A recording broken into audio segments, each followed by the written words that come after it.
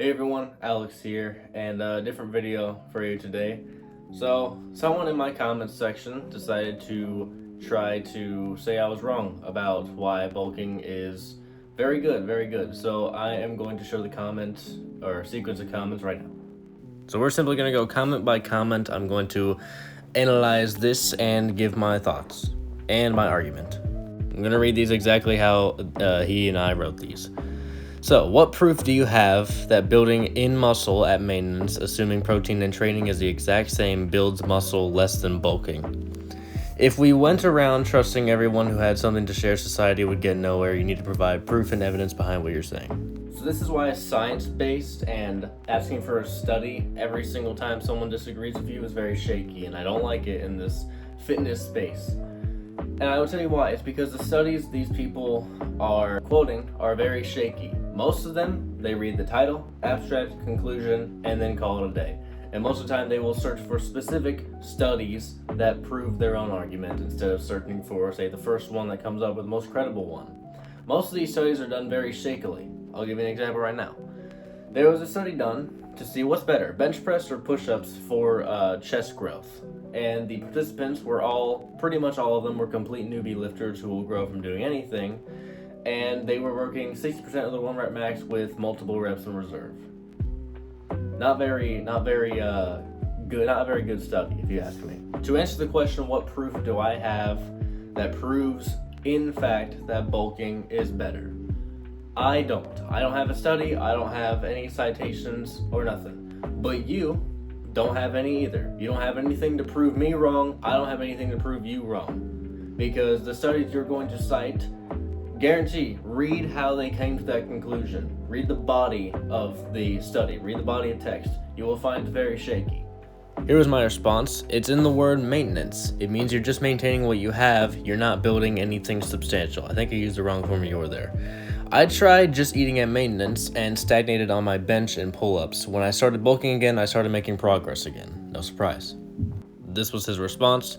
You have a misunderstanding of how muscle is built. We build muscle from mechanical tension, obviously. Unless you can provide evidence that there's a direct relation between muscle being impacted by caloric intake above a certain capacity, you're just spreading misinformation. Challenge accepted. Alright, so first of all, thanks for putting words in my mouth. I never mentioned mechanical tension or training in general. I was talking about diet. But since you want to go that route, here we go. No one ever said mechanical tension wasn't the first stimulus a muscle gets to start growing. I never said anything about that. Of course, mechanical tension is probably the most important thing.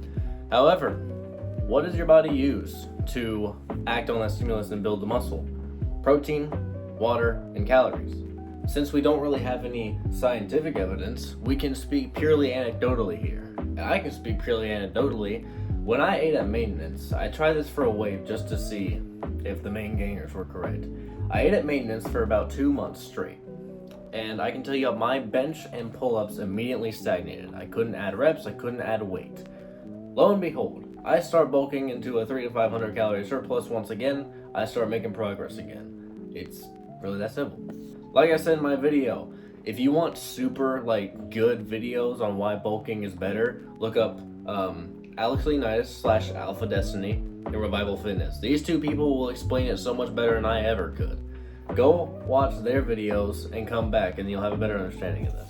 Because anecdotes matter. Since exercise study is a very limited field in what has been researched and what will be researched, anecdotes are more important because they're more reliable if what they are saying is true. So, take me for example, like I said, at maintenance, my pull-ups and bench stagnated completely. I started bulking again, I started making progress on those again. All the natural lifters you see online, if they're actually natural, they will tell you anecdotally that bulking has allowed them to make far more gains than if they just ate at maintenance. Revival Fitness is a great example. Go watch his video on that. And the whole past a certain limit thing he said, now I'm going to say this. This is the easiest analogy to describe muscle building and bulking in general.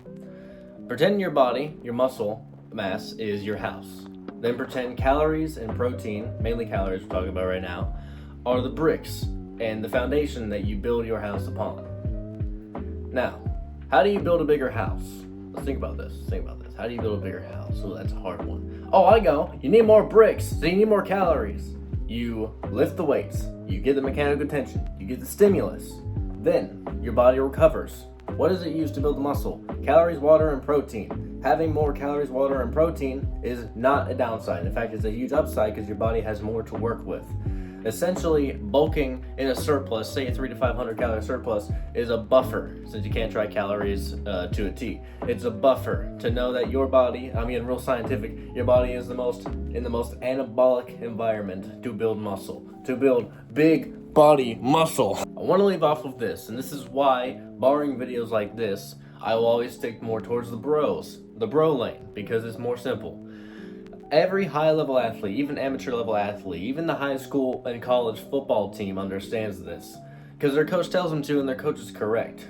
Basically, you lift big body weights, you eat good food into a surplus, you recover well, rinse and repeat, build big body, build big muscle. It's really not this complicated. You just lift, eat, and sleep. It's really that easy. By the way, eating at maintenance can work for building muscle and losing fat at the same time, or just building muscle in general, but only if you fall into this group. You're overweight or obese to begin with, you are new to the gym or coming back from a long layoff, or you're on steroids. Those are the only ways maintenance will build any significant amount of muscle in a good amount of time.